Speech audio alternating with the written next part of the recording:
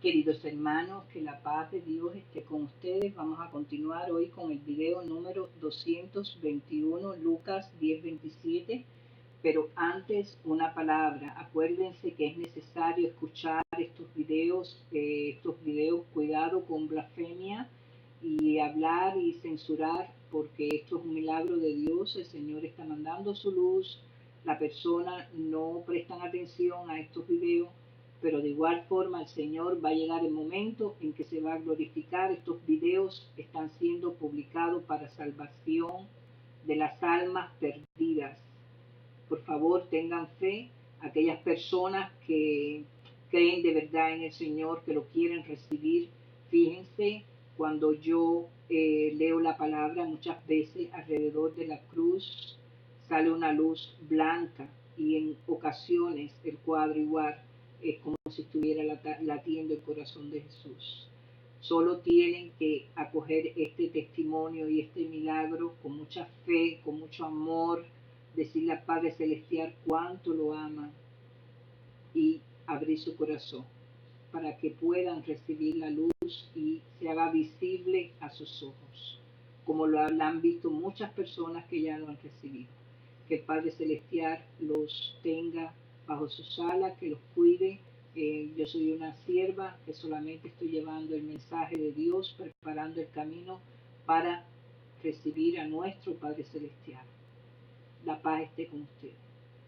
La verdad en el amor, justicia y juicio son el cimiento de tu trono, misericordia y verdad delante de tu trono. Salmo 89:14. La búsqueda más difícil es la de la verdad y el amor. La frase es gramáticamente correcta. Sé que todos los maestros de lenguaje quisiéramos pluralizar esta oración para que se dirija en esta forma. Las búsquedas más difíciles son la de la verdad y la del amor. Pero eso no es lo que yo quiero decir. El amor es una búsqueda difícil. La verdad también lo es. Pero ponla junta, busca la verdad y el amor al mismo tiempo, y sujétate firmemente, que experimentarás la mayor aventura de tu vida, la mayor aventura de tu vida. El amor es la verdad en el amor, nunca lo uno a expensas de lo otro. Nunca el abrazo del amor sin la antorcha de la verdad. Nunca el calor de la verdad sin la calidez del amor. Buscar ambas cosas es nuestra tarea principal. Ya se puede creer. Ahora compartimos su nueva vida porque resucitamos con Él en su resurrección. Romanos 6:5, la Biblia al día. ¿Te agrada esta última frase, verdad, hermano? Dice, resucitamos con Él en su resurrección. La resurrección es la llamarada explosiva que anuncia a todos lo que buscan con sinceridad que se pueda creer sin problemas. No hay problema en creer en la justicia final. No hay problemas en creer en los cuerpos externos. No hay problemas en creer en el cielo como nuestra propiedad y en la tierra como nuestro pórtico. No hay problema en creer en un tiempo en que las preguntas no nos mantendrán despiertos y el dolor no nos mantendrá caídos. No hay problemas en creer en tumbas abiertas, días sin fin y alabanzas genuinas. Y así como podemos aceptar el relato de la resurrección, no hay problema en aceptar el resto del relato. Amén. Video número 221. Regreso de los 70. Volvieron los 70 con gozo, diciendo, Señor, aún los demonios se nos sujetan en tu nombre. Y les dijo, yo veía a Satanás caer del cielo como un rayo. He aquí os doy potestad de hollar serpientes y escorpiones, y sobre toda fuerza del enemigo, y nada os dañará. Pero no os regocijéis de los espíritus, pero no os regocijéis de que los espíritus se os sujetan, sino regocijaos de que vuestros nombres están escritos en los cielos. Jesús se regocija. En aquella misma hora Jesús se regocijó en el Espíritu y dijo: Yo te alabo, oh Padre, Señor del cielo y de la tierra, porque escondiste estas cosas de los sabios y entendidos, y las has revelado a los niños. Sí, Padre, porque así te agradó. Todas las cosas me fueron entregadas por mi Padre, y nadie conoce quién es el Hijo, sino el Padre, ni quién es el Padre, sino el Hijo, y aquel a quien el Hijo lo quiera revelar. Y volviéndose a los discípulos les dijo aparte: Bienaventurados los ojos que ven lo que vosotros veis, porque os digo que muchos profetas y reyes desearon ver lo que vosotros veis y no lo vieron, y oír lo que oís y no lo oyeron. El buen samaritano. Y he aquí, un intérprete de la ley se levantó y dijo, para probarle: Maestro, haciendo qué cosas heredaré la vida eterna. Él le dijo: que está escrito en la ley. ¿Cómo lees? Aquel respondiendo dijo: amarás al Señor tu Dios con todo tu corazón y con toda tu alma y con toda tu fuerza y con toda tu mente, y a tu prójimo como a ti mismo. Y le dijo: bien has respondido, haz esto y vivirás. Pero él, queriendo justificarse a sí mismo, dijo a Jesús: ¿y quién es mi prójimo? Respondiendo Jesús dijo: un hombre descendía de Jerusalén a Jericó y cayó en manos de ladrones, los cuales le despojaron e hiriéndole se fueron dejándole medio muerto. Aconteció que descendió un sacerdote por aquel camino y viéndole pasó de largo. Asimismo un levita, llegando cerca de aquel lugar y viéndolo, pasó de largo. Pero un samaritano que iba de camino vino cerca de él y viéndole fue motivo a misericordia, y acercándose vendó sus heridas, echándole aceite y vino, y poniéndole en su cabalgura lo llevó al mesón y cuidó de él. Otro día, al partir, sacó 2 denarios y los dio al mesonero y le dijo: cuidádmele, y todo lo que gaste de más yo te lo pagaré cuando regrese. ¿Quién pues de estos 3 te parece que fue el prójimo el que cayó en manos de los ladrones? Él dijo: el que usó de misericordia con él. Entonces Jesús le dijo: ve y haz tú lo mismo. Jesús visita a Marta y a María. Aconteció que yendo de camino entró en una aldea y una mujer llamada Marta le recibió en su casa.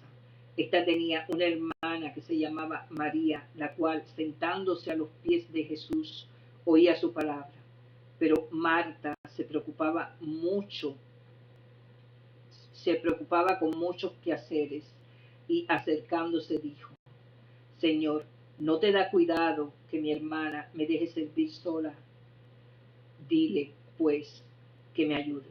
Respondiendo Jesús le dijo: Marta, Marta, afanada y turbada estás con muchas cosas, pero solo una cosa es necesaria, y María ha escogido la buena parte, la cual no le será quitada. Jesús y la oración. 11. Aconteció que estaba Jesús orando en un lugar, y cuando terminó, uno de sus discípulos le dijo: Señor, enséñanos a orar, como también Juan enseñó a sus discípulos.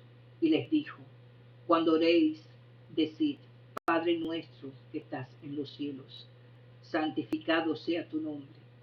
Venga tu reino. Hágase tu voluntad, como en el cielo, así también en la tierra.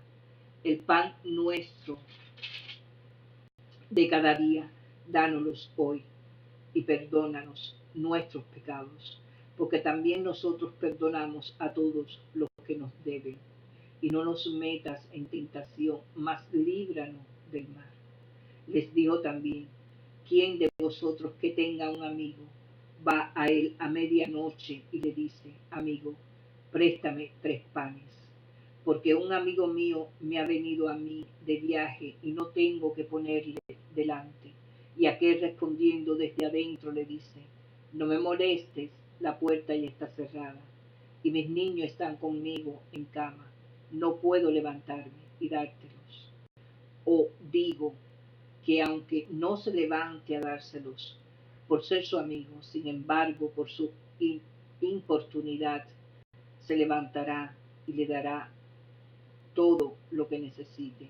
Y yo os digo, pedid y se os dará, buscad y hallaréis, llamad y se os abrirá, porque todo aquel que pide recibe, y el que busca halla, y al que llama se le abrirá. ¿Qué padre de vosotros, si su hijo le pide pan, le dará una piedra? O si pescado en lugar de pescado, le dará una serpiente? O si le pide un huevo, le dará un escorpión. Pues si vosotros, siendo malos, sabiendo dar buenas dádivas a vuestros hijos, cuánto más vuestro Padre Celestial dará el Espíritu Santo a los que se lo pidan. Una casa dividida contra sí misma. Estaba Jesús echando fuera un demonio que era mudo, y aconteció que salió el demonio. El mudo habló y la gente se maravilló. Pero algunos de ellos decían, por Beelzebub, príncipe de los demonios, echa fuera los demonios. Otros, para tentarle, le pedían señal del cielo, mas él, conociendo los pensamientos de ellos, le dijo, todo reino dividido contra sí mismo, es asolado, y una casa dividida contra sí misma cae. Y si también Satanás está dividido contra sí mismo, ¿cómo permanecerá su reino? Ya que decís que por Beelzebub echo yo fuera los demonios. Pues si yo echo fuera los demonios por Beelzebub, vuestros hijos, ¿por quién los echan? Por tanto, ellos serán vuestros jueces. Mas si por el dedo de Dios echo yo fuera los demonios, ciertamente el reino de Dios ha llegado a vosotros. Cuando el hombre fuerte armado guarda su palacio en paz, ésta lo posee. Pero cuando viene otro más fuerte que él y lo vence y le quita todas sus armas en que confiaba y reparte el botín, el que no es conmigo contra mí es, y el que conmigo no recoge, desparrama. El espíritu inmundo que vuelve. Cuando el espíritu inmundo sale del hombre, anda por lugares secos, buscando reposo, y no hallándolo dice, volveré a mi casa de donde salí. Y cuando llega la halla barrida y adornada, entonces va y toma otros 7 espíritus peores que él, y entrados moran allí, y el póster está de aquel hombre viene a ser peor que el primero. Los que en verdad son bienaventurados. Mientras él decía estas cosas, una mujer de entre la multitud levantó la voz y le dijo, bienaventurados el vientre que te trajo y los senos que mamaste. Y él dijo, antes, bienaventurados los que oyen la palabra de Dios y la guardan. La generación perversa demanda señal. Y apiñándose las multitudes, comenzó a decir, esta generación es mala, demanda señal, pero señal no le será dada, sino la señal de Jonás, porque así como Jonás fue señal a los ninivitas, también lo será el Hijo del Hombre a esta generación. La reina del sur se levantará en el juicio con los hombres de esta generación y los condenará, porque ella vino de los fines de la tierra para oír la sabiduría de Salomón. Y aquí, más que Salomón en este lugar, los hombres de Nínive se levantarán en el juicio con esta generación y la condenarán, porque a la predicación de Jonás se arrepintieron, y he aquí más que Jonás en este lugar. La lámpara del cuerpo. Nadie pone en oculto la luz encendida, ni debajo del almud, sino en el candelero, para que los que entran vean la luz. La lámpara del cuerpo es el ojo.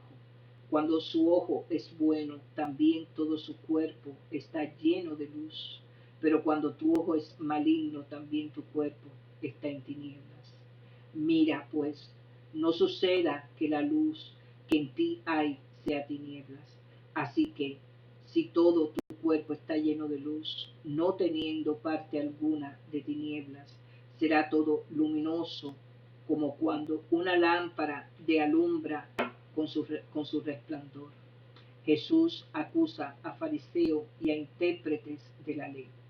Luego que hubo hablado, le rogó un fariseo que comiese con él.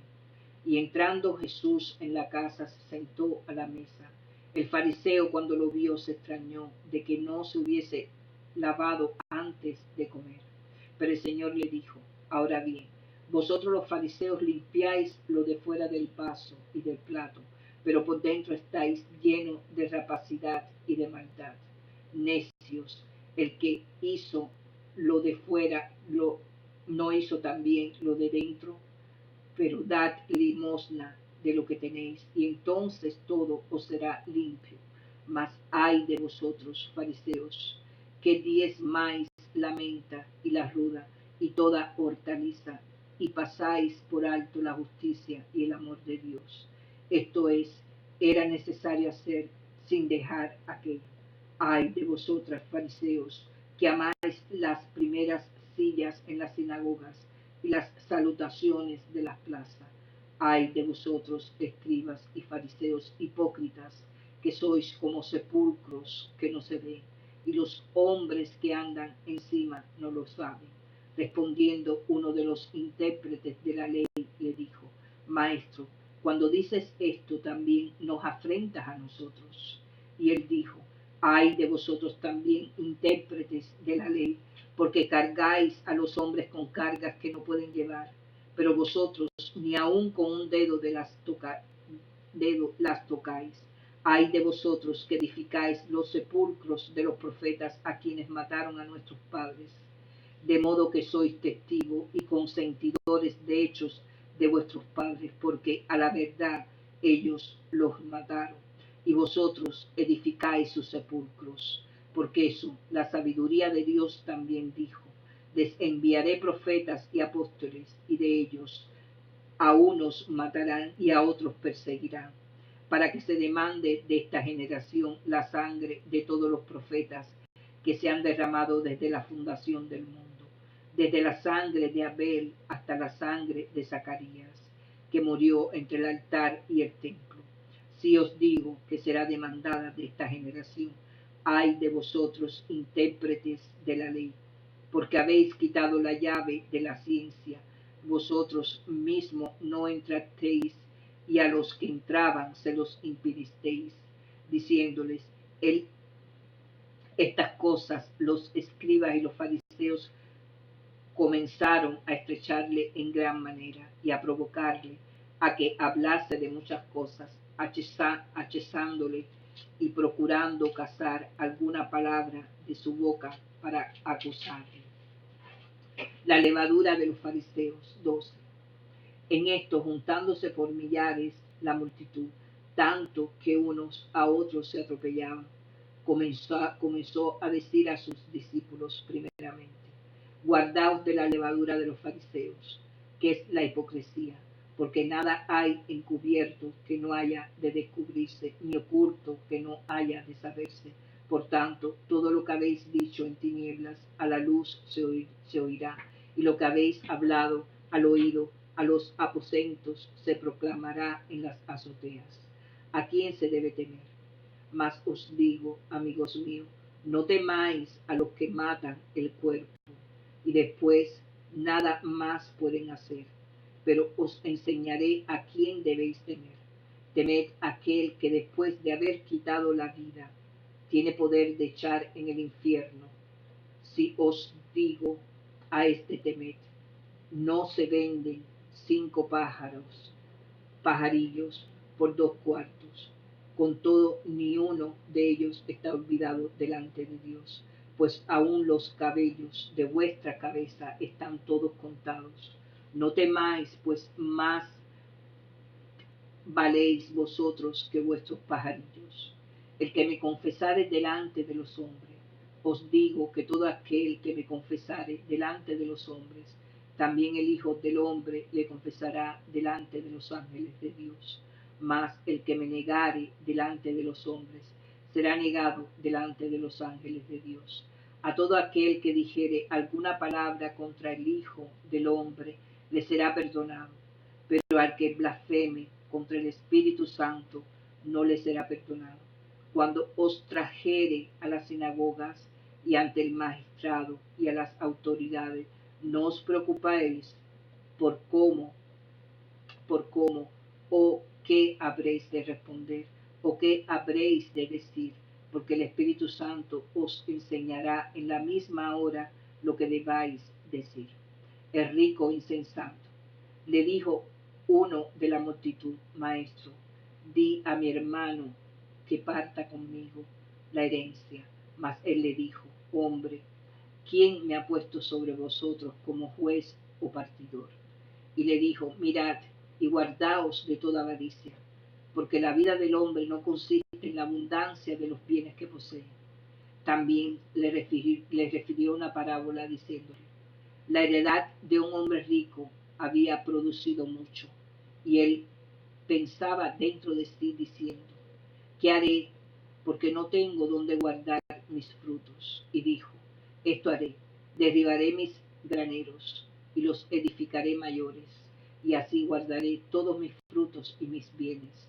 Y diré a mi alma: Alma, muchos bienes tienes guardado para muchos años. Repósate, come, bebe, regocíjate.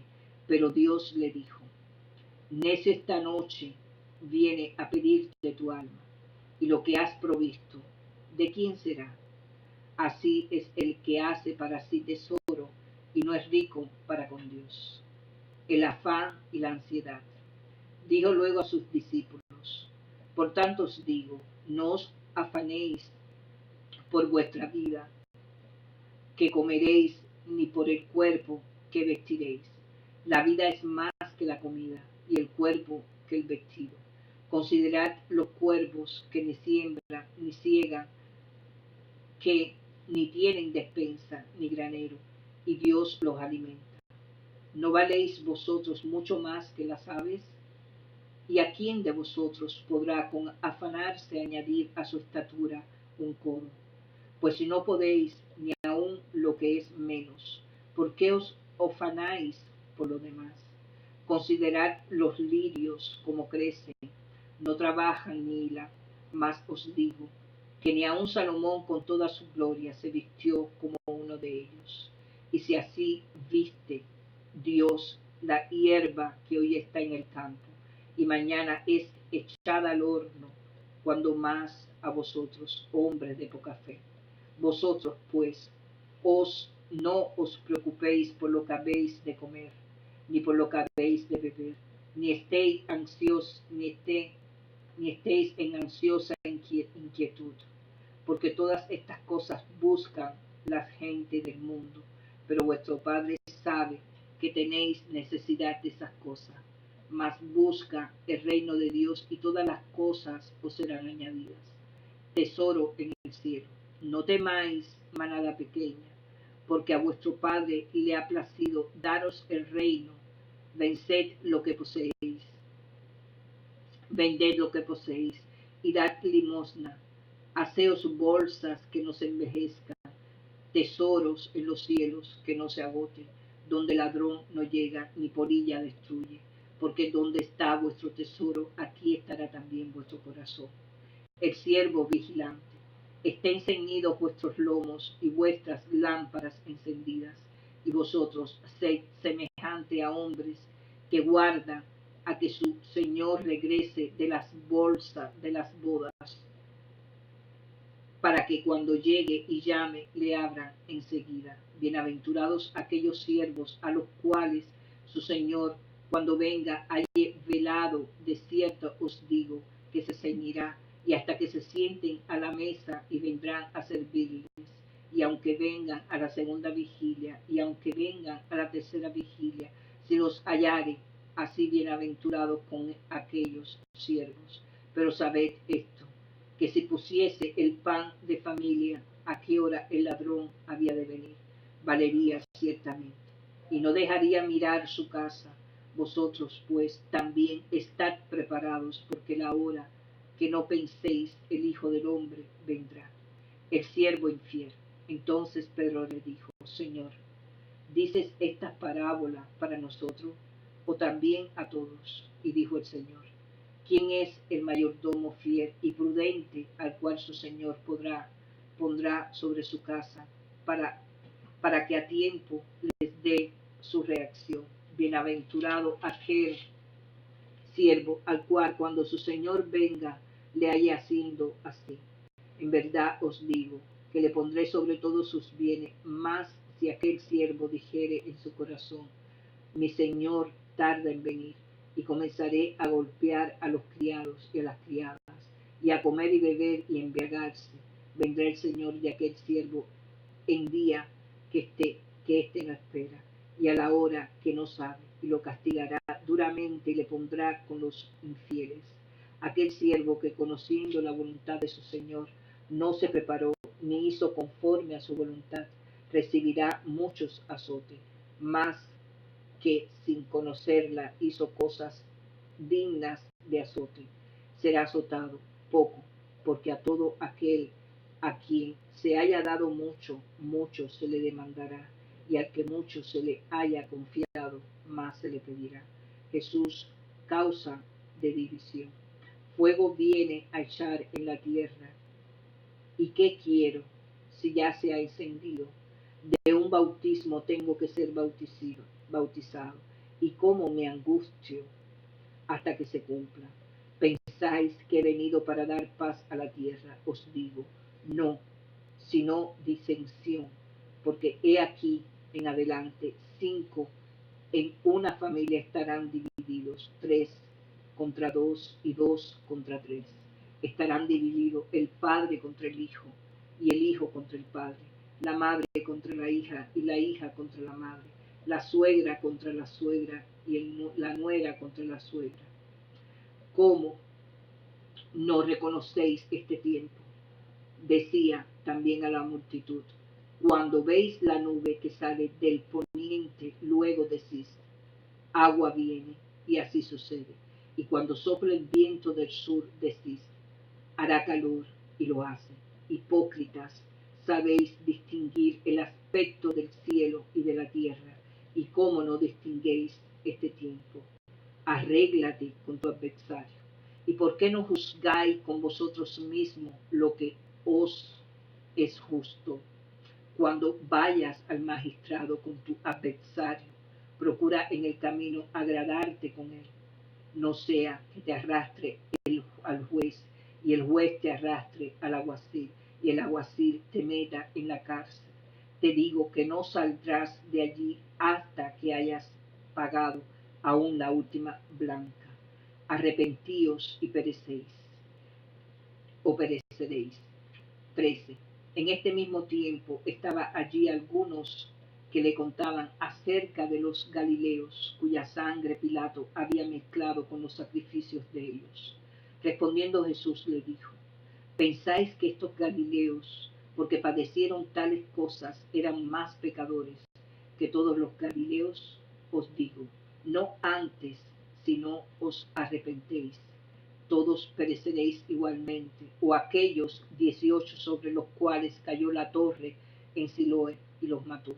¿Pensáis que era más culpable que todos los hombres que habitan en Jerusalén? Os digo, no antes, sino no os arrepentís, todos pereceréis igualmente.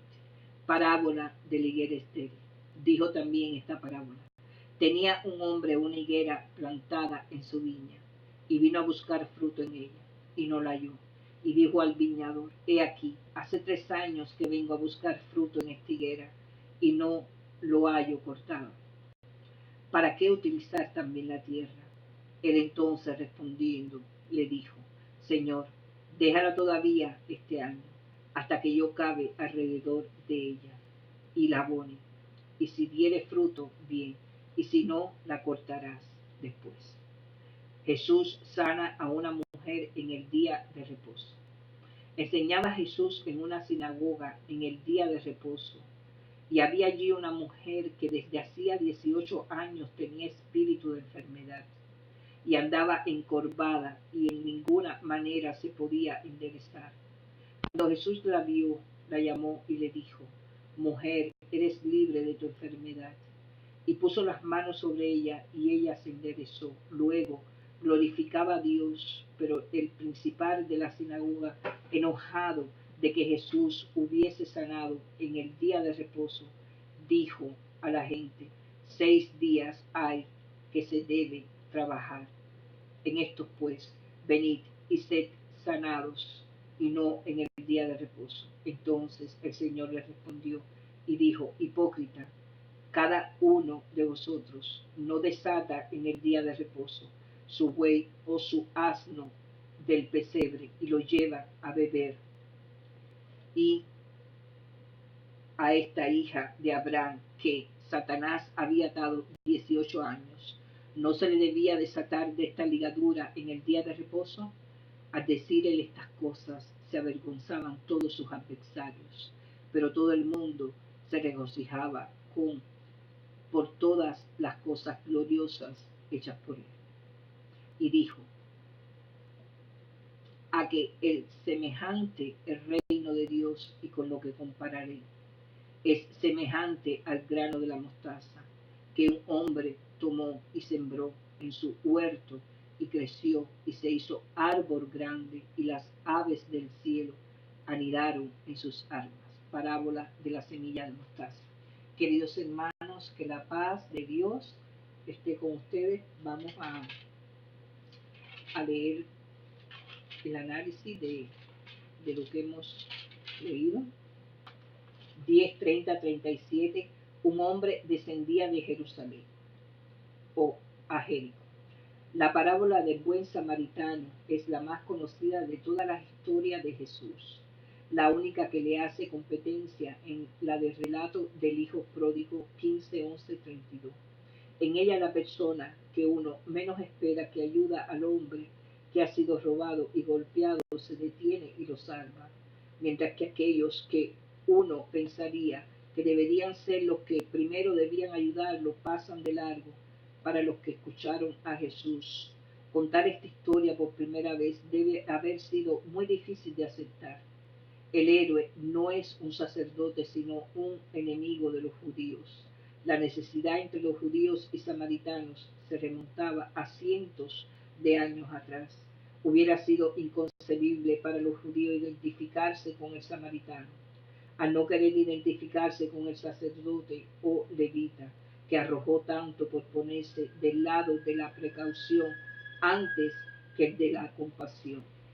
Al tocar un posible cuerpo muerto que lo dejaría impuro y que haría imposible por un tiempo su interacción social, la única opción que les quedaba debe haber sido ponerse ellos mismos en el lugar de la víctima, sangrante e indefensa, en medio de la sociedad, rodeado de moscas, bajo el sol calcinante. Imagine entonces la mezcla de horror y alivio cuando el que lo salva es alguien a quien odia. Esta historia no es solamente acerca de detenerse a ayudar a aquellos de quienes desconfiamos o con quienes hemos tenido un conflicto amargo. También es acerca de ponernos nosotros en la piel de los medios muertos, los destituidos, los desamparados, un lugar donde algunas veces sin duda no podemos reconocer en nuestro propio viaje entre Jericó y Jerusalén. Es acerca de ser conscientes de que nuestro prójimo es aquel que es amable con nosotros, sin tener en cuenta color, piel, religión, política o historia personal pasada. Esto puede ser mucho más difícil que encontrar la fuerza interior y la gracia para detenernos y dar ayuda y consuelo a nuestros enemigos. Comprender nuestra total incapacidad de valernos por nosotros mismos, tragar nuestro orgullo y permitir a aquellos que no nos gustan, a que detestemos, nos salve, en llegar hasta llamarlos amigos. Es cruzar una enorme barrera sobre esta tierra, ciertamente una de las más insuperables para la naturaleza humana. Tal vez es tan difícil como la brecha que experimenta la gente, que siempre la han considerado a Dios falso, o que si existe es un monstruo, y para luego descubre que temor, disgusto y asombro, que Él es el único que se esfuerza para traernos de regreso del borde de la muerte. 10:38-42. María ha escogido la buena parte. Algunos piensan que este pasaje le pone luz verde a la espiritualidad contemplativa y luz roja a la espiritualidad de acción y hechos. Pero esto sería imposible de reconciliar, aún en la propia vida de Jesús. A medida que leemos el Evangelio de Lucas, encontramos un Jesús que ora en soledad y luego aprovecha la fuerza que ha conseguido por ese encuentro con lo divino para predicar las buenas nuevas a miles y sanarlos de toda su dolencia. Este pasaje trata sobre algo más. Sabemos que Jesús llegó a ser amigo íntimo de María, Marta y su hermano Lázaro, y que con frecuencia se quejaba y comía en el hogar de ellos. Esto es presentado particularmente en el Evangelio de Juan. Obviamente que disfrutaba de la hospitalidad en la que debe haber estado incluida la comida casera de Marta. Él mismo, después de todo, no puede haber despreciado a los cocineros y la comida. Él mismo cocinaba. Él es el chef de Juan 21, que grilla el pescado y cocina el pan en la playa, y dice a los pasmados apóstoles que se habían vuelto a la pesca después de la muerte de Jesús: vengan a desayunar. Entonces, ¿por qué Marta recibe la reprimenda simplemente por pedir un poco de ayuda? Sin duda, parte del programa es la actitud de ella.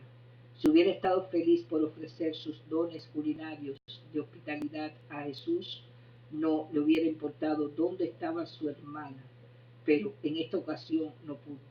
Como el hermano Lorenzo, un monje carmelita que se ocupaba de la cocina de un monasterio de 1600 años después, después de orar alegremente: oh Señor de las ollas y sartenes, mientras que andaba a las corridas cocinando. No es que Marta fuera una mujer sin fe. Ella es la que en primer lugar salió al encuentro de Jesús cuando llegó después de la muerte de Lázaro en Juan 11. Es ella que comparte con Pedro el horno, aunque no la fama todavía, de declarar osadamente el mesianismo de Cristo. Minutos antes de que Lázaro volviera a la vida: yo le he creído que tú eres el Cristo, el Dios, el Hijo de Dios, que has venido al mundo. Juan 11:27. La confesión de Pedro que Lucas registra en la respuesta a la pregunta de Jesús es muy parecida: el Cristo de Dios. 9:20. Por lo tanto, Marta es una persona cuya semilla de fe crecerá hasta llegar a ser árbol. Jesús no está engañándola por cocinar o ser hospitalaria, o porque sabe que no hay una fe en el corazón de ella que se pueda comparar con la de María. Él señala en ella que el servicio que presta surge de la frustración, ansiedad y enojo, y que no es necesario que esté en este estado, si no es fácil cocinando, si no encuentra a Dios allí, como ella podía hacerlo, y el hermano Lorenzo lo haría. ¿Por qué no unirse con María y conservar con él por unos momentos? Hay un lugar para la comida física, ciertamente, pero jamás será más importante que absorber la vitalidad espiritual, el tipo vigorizante que afecta en forma positiva todo lo que hacemos.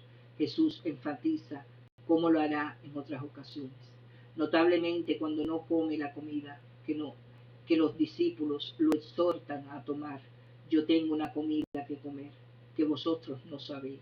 Juan 4:32, que ese acercamiento a sus palabras y espíritu son esenciales. Todo lo demás no interesa. Lo importante que sea tiene un lugar secundario en lugar de ponerse de acuerdo para que María vaya a la cocina. Jesús señala que su elección de beber sus palabras es fundamental y no censurable. Él parece ofrecer la misma elección a Marta, y si consideramos el tremendo crecimiento de su espiritualidad en el momento de la muerte de Lázaro, podríamos sacar como conclusión que ella acepta. 11.1. Oración. Ve el índice de disciplinas espirituales. 11.1.4. Señor, enséñanos a orar. El motivo de oración que da Jesús a sus discípulos es breve en lo que respecta a nuestros requerimientos y grandes los de Dios. La mitad de lo que Jesús nos dice que hagamos en oración es adorar al Señor, hacer que sea santificado y pedir que se haga su reino y voluntad y no la nuestra, Dios. El Padre cobra mucha importancia. Nosotros es suficiente que obtengamos lo que necesitamos para nuestro sostén espiritual y físico, y que ocupemos nuestros días en pedir y recibir perdón, así como en clamar para ser liberados del mal y de todo lo que nos lleva al error. Es un tipo de oración que solo tiene los detalles indispensables comparada con las muchas maneras en las que oramos en la actualidad. Jesús la respalda con una parábola y algo de lenguaje pintoresco que nos alienta a persistir en oración a fin de poder recibir lo que necesitamos. Versículo 5:13. Si sabemos cómo dar buenos regalos, Dios sabe mucho más cómo darnos el Espíritu Santo, porque es un asunto muy básico y elemental. No se menciona nada aquí sobre riqueza material, salud perfecta o formas de conseguir más para mí. En lugar de eso se pretende que haya más del Señor. 11.2.13. Oración, ver índice de disciplinas espirituales. 11.42.54. Ay de vosotros, fariseos.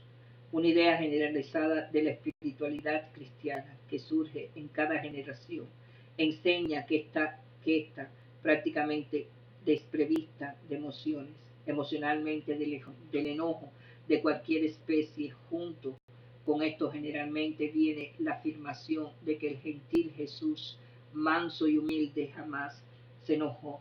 Este pasaje destruye este mito. Nuestra respuesta 12.8.9. Confesión. Normalmente nosotros pensamos en la confesión como la admisión de nuestros pecados delante de un sacerdote o amigo de confianza, para poder de esta manera quedar libres para un ministerio más grande. Sin embargo, estos versículos hablan de reconocer o negar a Jesucristo delante de otros. Intente recordar un momento, hermano, en su vida cuando debería de haber reconocido a Jesús ante otros, pero no lo hizo. Ahora amorosamente entregue esa falla al Señor y confíe en Él. Él lo perdona y sana la herida de su corazón. 12.13.21. Alma, muchos bienes tienes. Repósate, come, bebe, regocíjate. Con frecuencia consideramos esta historia a la luz de las posesiones materiales. Demasiados autos, demasiadas televisores, demasiada ropa, una casa demasiado grande, demasiado en el banco. Ya ese era el problema del hombre rico. Derribaré mis graneros y los edificaré mayores, y allí guardaré todos mis frutos y mis bienes. Pero el comentario de Jesús al final no especifica dinero o posesiones. Así es el que hace para sí tesoro y no es rico para con Dios. Podemos considerar la amistad, los hijos o la salud física como nuestras más grandes posesiones. Podemos incluso almacenar tesoros espirituales tras tesoros espirituales, al absorber lo que más podemos vivir para sentir, la presencia de Dios con exclusión de todos los demás. Podríamos decir, almas, has tenido amplias experiencias religiosas, y te has apropiado de conocimientos espirituales y sabiduría que pueden durar una vida entera. Relájate, relájate. Y Dios podría muy fácilmente de igual manera responder: necio, esta misma noche tu vida será demandada de ti y la espiritualidad que has escogido para ti solo. ¿Quién se beneficiará con ella ahora? Podemos hacer un Dios de nuestra oración, formación espiritual y solidaridad. Podemos vivir con nuestras experiencias más que para el Señor, que es la fuente de ella.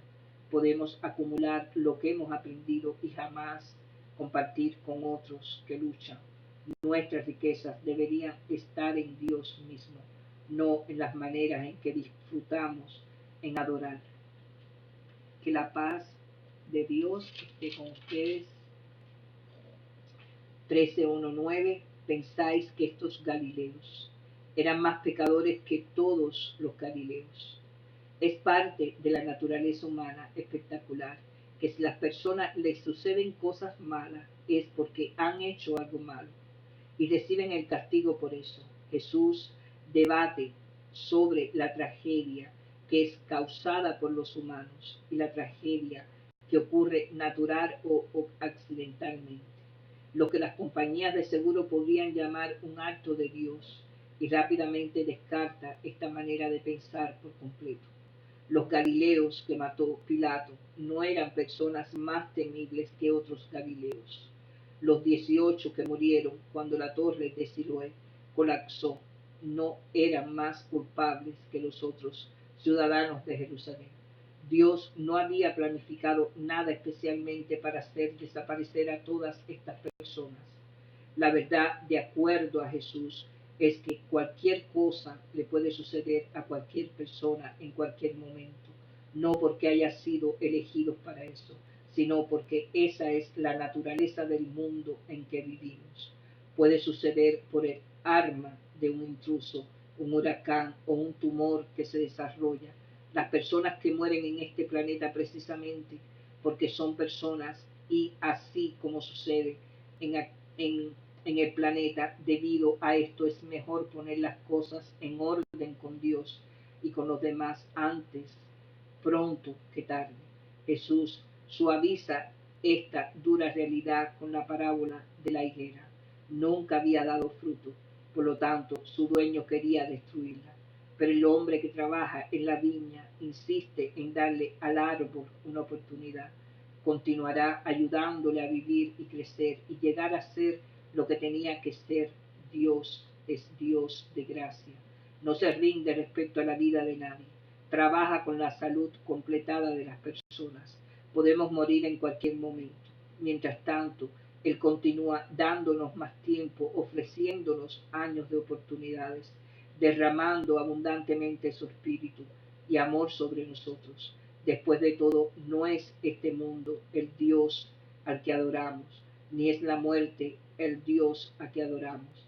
Es el Señor del cielo y la tierra. Dios es de la tierra, quien es Dios, y es ante Él solo que doblamos la rodilla y le damos la adoración que le ofrecemos, que no le ofrecemos a nadie y a nada más. Queridos hermanos, escuchen las palabras, es muy necesario, el Señor te llama. Un abrazo, Dios los bendiga. Amén.